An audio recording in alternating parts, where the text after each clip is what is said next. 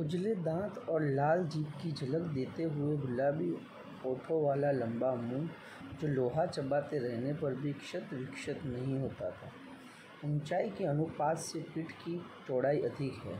सुडौल मजबूत पैर और सघन पूंछ को मक्खियाँ उड़ाने के क्रम में मोरछल के समान उठती गिरती रहती थी। उस समय यह सब समझने की बुद्धि नहीं थी, परंतु इतने दीर्घकाल के उपरांत भी स्मृति पट पर वे रेखाएं ऐसे उभर आती है जैसे किसी अदृश्य शाही से लिखे अक्षर अग्नि के ताप से प्रत्यक्ष होने लगते।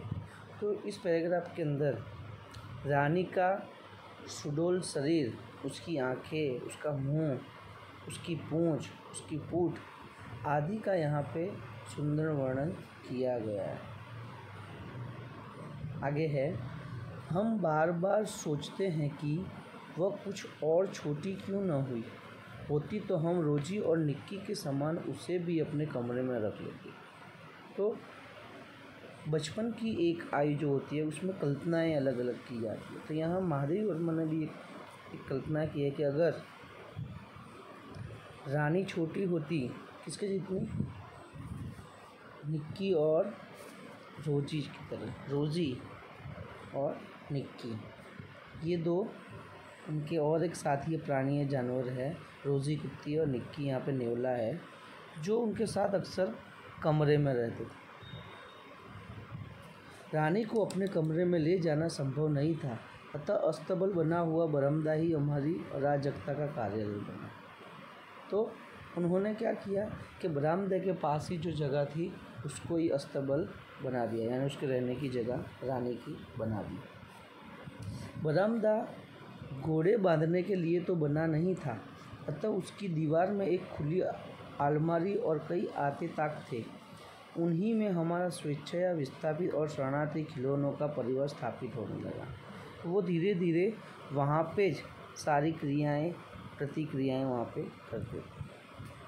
आगे है, रानी की गर्दन में झूल झूल कर, उसके कान और अयाल में फूल खोस खोस कर और उसको बिस्कुट मिठाई आदि खिला खिलाकर थोड़े ही दिनों में हमने उससे ऐसी मैत्री कर ली कि हमें न देखने पर वह अस्थिर होकर पैर पटकने और हिनहिनाने लगती।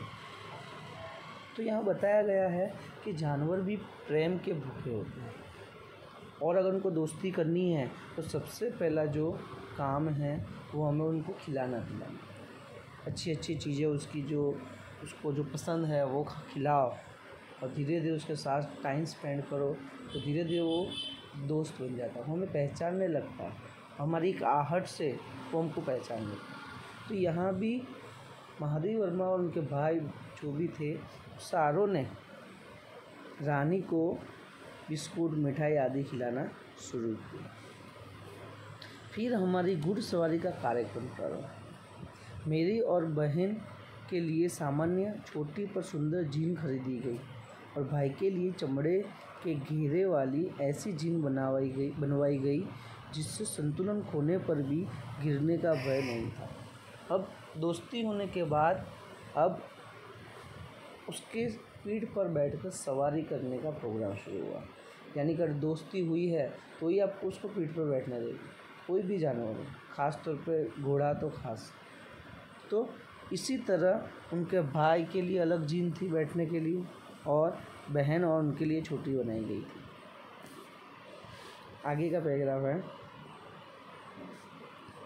बाहर के चबूतरे पर खड़े होकर हम बारी बारी से रानी पर आरूढ़ होते और छुट्टन साथ दौड़ता हुआ हमें घुमाता।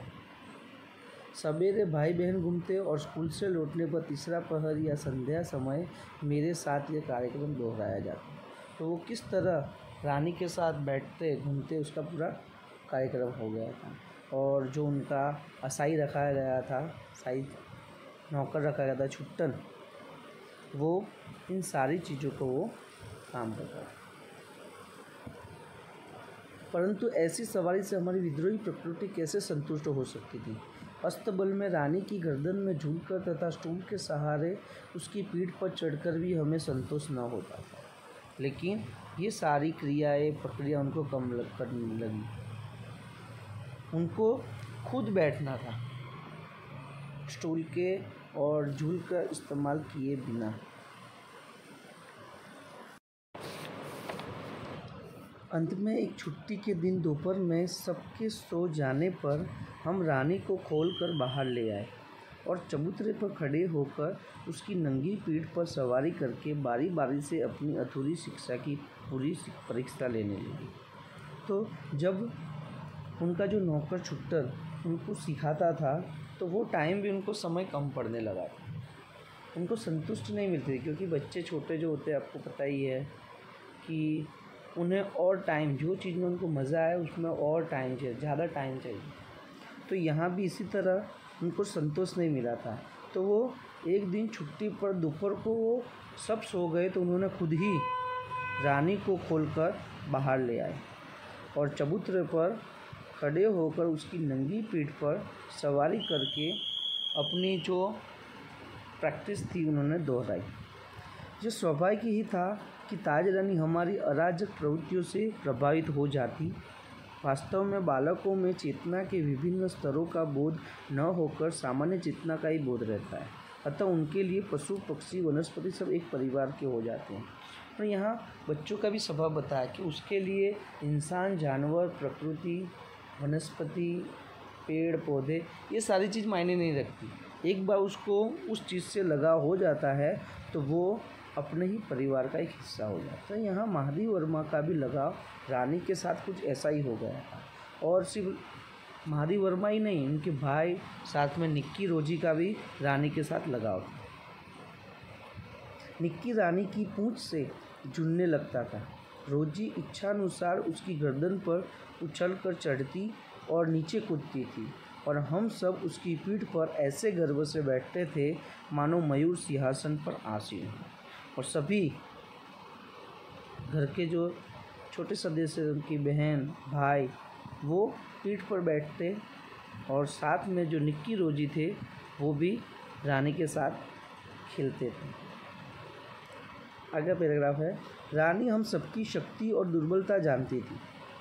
उसकी नंगी पीठ पर अयाल पकड़कर बैठने वालों को वह दुल्की चाल से इधर उधर घुमाकर संतुष्ट कर देती थी। परंतु एक बार मेरे बैठ जाने पर भाई ने अपने हाथ की पतली सल्टी उसके पैरों में मार दी। चोट लगने की तो संभावना ही नहीं थी, परंतु इससे न जाने उसका स्वाभिमान आहत हो गया या कोई दुखद स्मृति उभर आई। वह ऐसे वेग से भागी मानो सड़क, पेड़, नदी, नाले सब उसे पकड़ बांध रखने का संकल्प किए हो। और इंसानों के अंदर भी इंसानों के जिस तरह क्रोध होता है उसी तरह जानवरों में भी क्रोध है। जब महादेव वर्मा के छोटे भाई ने सोटी लगाई पैरों पे तो उसका जैसे स्वाभिमान आहत हो गया, घायल हो गया और वो महादेव वर्मा को लेके भागी। आगे है, कुछ देर मैंने अपने आप को उस उड़न खटोले पर संभाला, परंतु गिरना तो निश्चित था। मेरे गिरते ही रानी मानो अतीत से वर्तमान में लौट आई और इस प्रकार निश्चल खड़ी रह गई जैसे पश्चाताप की प्रस्तर प्रतिमा हो। महादेव वर्मा को लेकर रानी कई अंतर तक दौड़ी और फिर आगे जाकर वो गिर गई, लेकिन जैसे ही गिरी तो उसको अपना वर्तमान याद आया और वो शांत होकर वहाँ पे खड़ी हो गई और ऐसे जैसे उसको पछतावा हुआ। साथियों की चीख पुकार से सब दौड़े और फिर बहुत दिनों तक मुझे बिछाने पर पड़ा रहना पड़ा।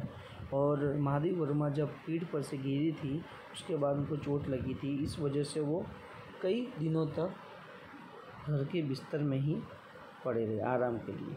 स्वस्थ होकर रानी के पास जाने पर वह ऐसी करुणा पश्चाताप भरी दृष्टि से मुझे देखकर हिन हिनाने लगी कि मेरे आंसू आ गए। और जैसे ही महादेव वर्मा आते ठीक होने के बाद तो वो अभी भी उसको उस चीज़ का गम था, उस चीज़ का दुख था, तो उन्होंने उसको खिलाई थी। तो ये प्राणियों का स्वभाव होता है कि उसका जिसके साथ मन बैठ जाए, लगाव हो जाए, तो उसी तरह की वो प्रतिक्रिया देता है।